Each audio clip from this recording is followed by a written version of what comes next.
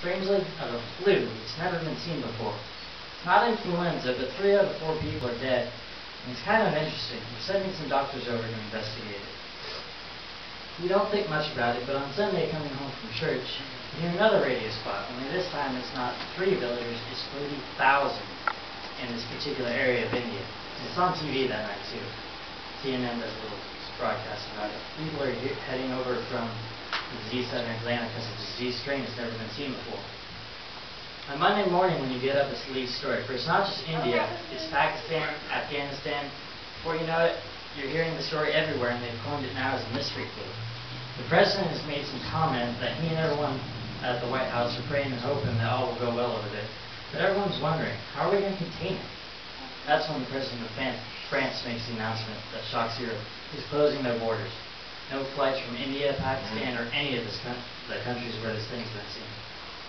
That's why that night you're watching a little bit of CNN before going to bed. Your jaw hits your chest when a weeping woman is translated from a French news program in English. There's a man lying in a hospital in Paris dying of the mystery flu. He's come to Europe. Panic strikes. As best they can tell, once you get it, you have it for a week before you know it. Then you have 4 days of unbearable symptoms and then you die.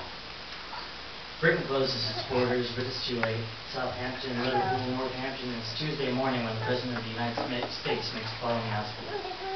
Due to a national security risk, all flights to and from Europe and Asia have been canceled.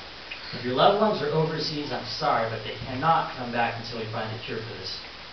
In 4 days, the nation's been plunged into panic. People are talking about, what if it comes to this country? The preachers Tuesday are saying it's the Scourge of God.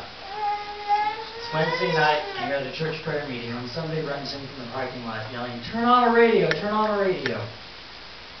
The entire church listens silently to a little transistor radio with a microphone stuck up to it as the announcement is made.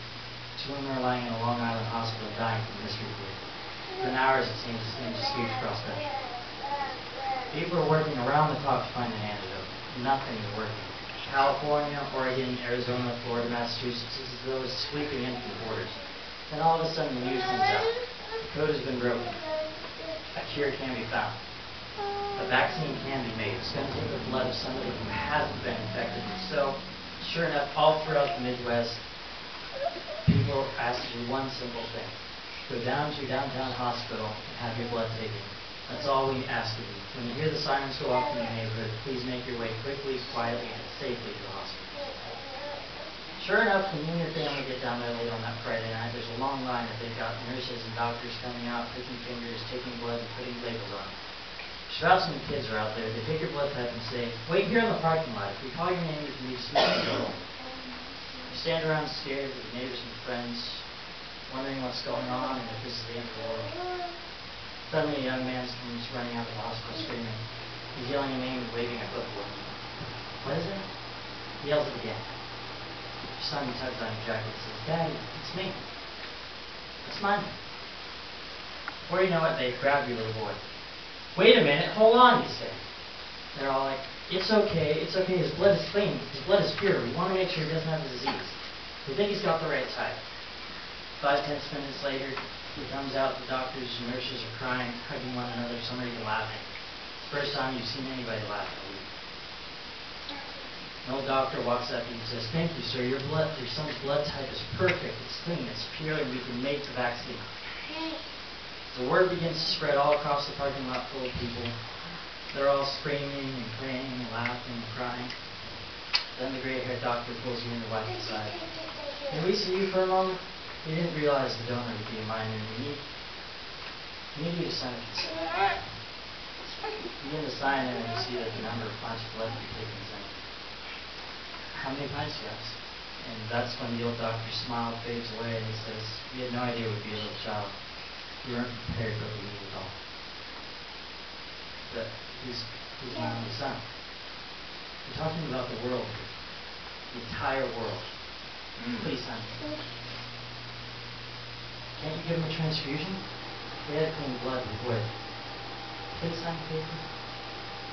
And no silence he did. And they say, "Would you like to have a moment with him before we begin?" Could you walk back? You walk back to that room where he's sitting on the table saying, "Daddy, Mommy, what's going on?" "I'm scared." He'd take his hands and say, son, Mommy and Daddy love you very much, and we wouldn't let anything happen to you that didn't just have to be. And then could you leave? Could you walk away while he's sitting there on that table calling to you? Daddy, Daddy, where are you going?